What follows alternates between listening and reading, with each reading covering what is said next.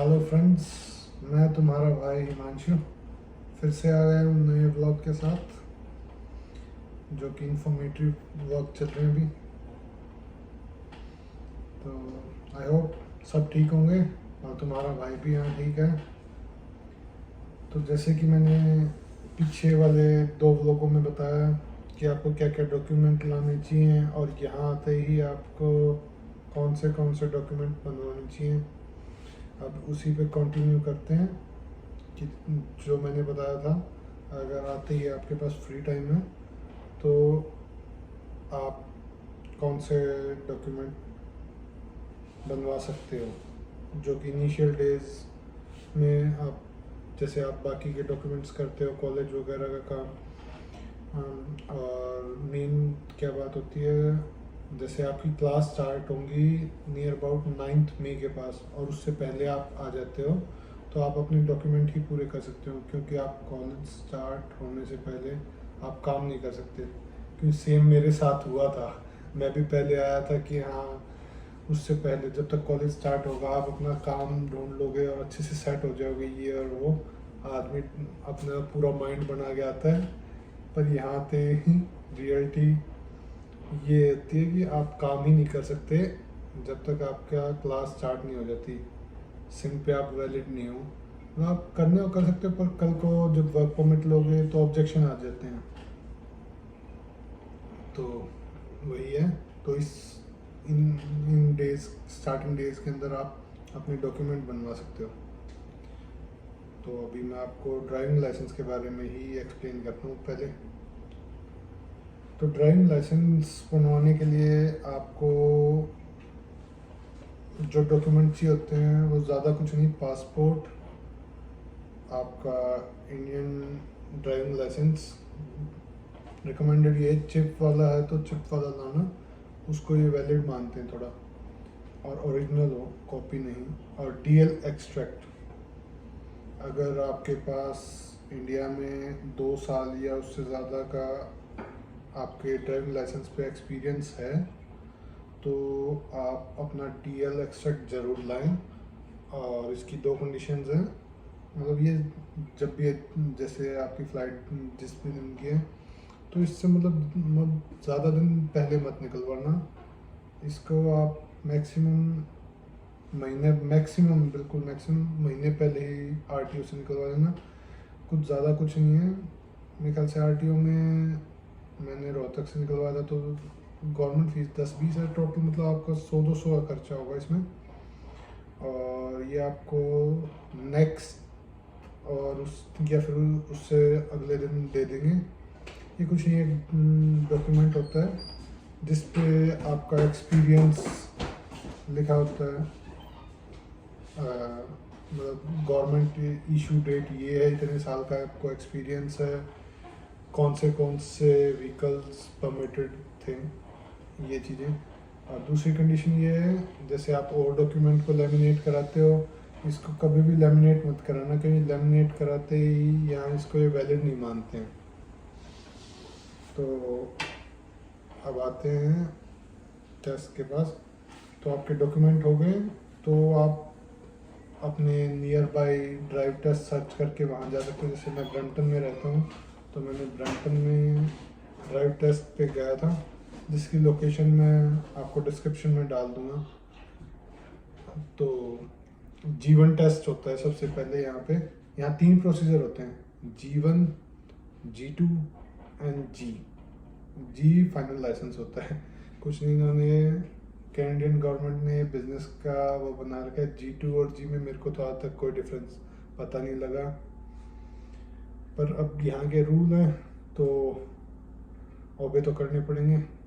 तो G1 कुछ नहीं, एक रिटन टेस्ट होता है जिसमें 20 सिंबल्स आते हैं और 20 MCQ कंडीशंस आती हैं। मतलब अगर ऐसा कुछ हो तो आप क्या करोगे, 4 ऑप्शन, इसमें से आपके 16 क्वेश्चन ठीक होने चाहिए, 16 क्वेश्चन ईच सेक्शन में। अगर किसी में एक में भी कम हो गए तो आपको दोबारा भरना पड़ेगा। जैसे G1 की फ़ीस है $156, तो इसमें आपकी G2 की फ़ीस भी इंक्लूड होती है। तो अगर आपका एक बारी में नहीं होता, जो कि काफ़ी बच्चे हैं नहीं होता उनका, तो $14 आपको $14 to $15 है, आपको दोबारा भरना पड़ेगा, दोबारा लाइन में लगो और दोबारा अपना रिटन टेस्ट दो। पर ऐसा कुछ बड़ा हार्ड एंड फास्ट नहीं है, मेरा पहली बार में ही हो गया था। मैंने ऐसा कुछ देखा भी नहीं था ज़्यादातर। एक PDF फाइल है, वो बस मैं लाइन में था, लाइन जैसे लगती है 1-2 घंटे की, क्यों इनटेक था, मैं भी सितंबर इनटेक था, उस मेजर इनटेक था, तो काफ़ी बच्चे बनवाते हैं, तो और मे भी इनटेक काफ़ी बड़ा है, तो उसमें भी बच्चे काफ़ी आपको लाइन मिलेगी।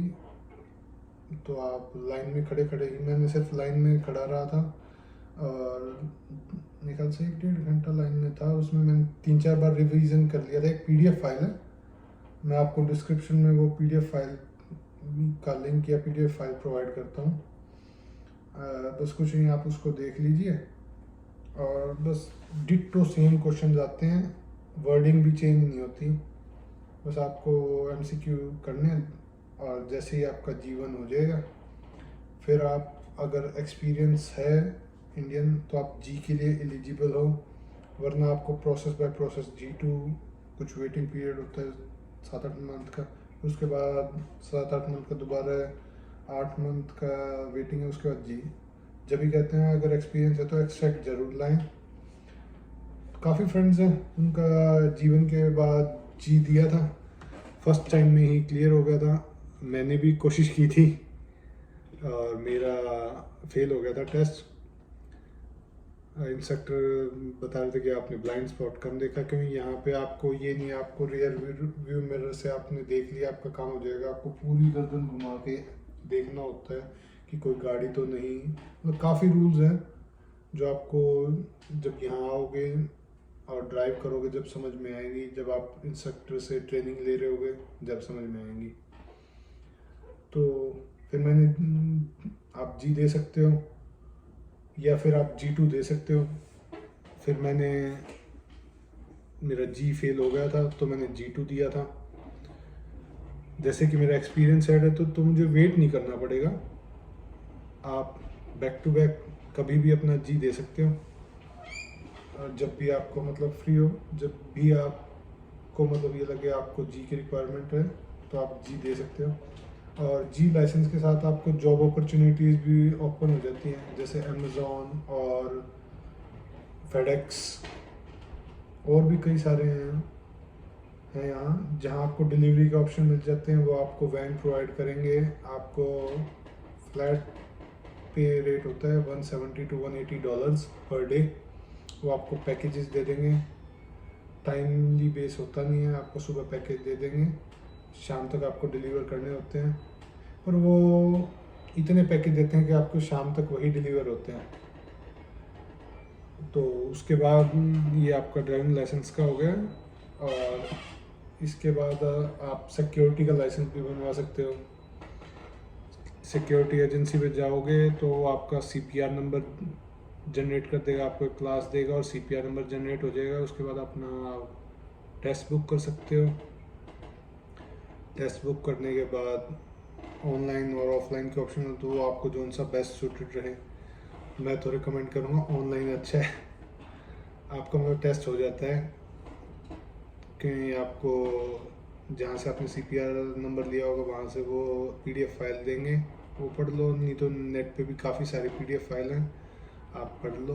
और फिर आपका जैसे ही सिक्योरिटी का टेस्ट क्लियर होता है उसके बाद आप गवर्नमेंट वेबसाइट है उस पर जाके आप अप्लाई कर दो। आप अपने डॉक्यूमेंट्स जैसे study permit, valid ID proof, licence जो दिखा सकते हो, और एक गारंटर फॉर्म होता है जो कोई जानता हो आपको, आप ये 2-3 चीज़ें लगा के अप्लाई कर सकते हो। आपका 10 से 15 दिन के अंदर वर्चुअल आ जाता है लाइसेंस। और मेरे ख्याल से फिज़िकल आते आते 1.5 से 2 महीने लग जाते हैं। मतलब कहते तो ये 1 महीने पर वो लग जाते हैं 1-1.5 महीने, कि मेरे में लगे थे।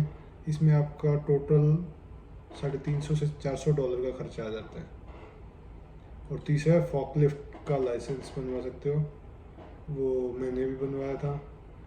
उससे भी आपको जॉब अपॉर्चुनिटीज़ काफ़ी खुल जाती हैं।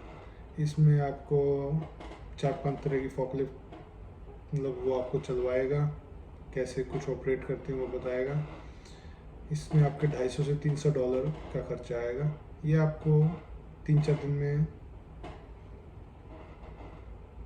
दिन के अंदर ही मिल जाती है। 2-3 दिन आपकी, एक दिन आपकी मतलब फिजिक वो स्टडी वगैरह वीडियो दिखाएंगे कैसे क्या होती हैं, और 2-3 दिन आपकी मशीन्स पे ट्रेनिंग देंगे, और फिर आपका लाइसेंस जनरेट करके दे देंगे।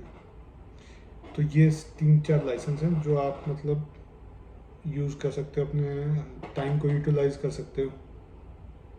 तो मेरी रिकमेंडेशन ये है, आप अगर उस टाइम में फ्री हो तो ये बनवा लो, क्योंकि बाद में फिर टाइम नहीं मिलता है, और ये आगे काम आएंगे आपके। चलो ठीक है फ्रेंड्स, मिलते हैं नेक्स्ट व्लॉग में। Till then like, share and subscribe, and कुछ स्पेशल हो या किसी पर्टिकुलर टॉपिक के बारे में वीडियो बनानी हो तो प्लीज़ कमेंट करके बताएं।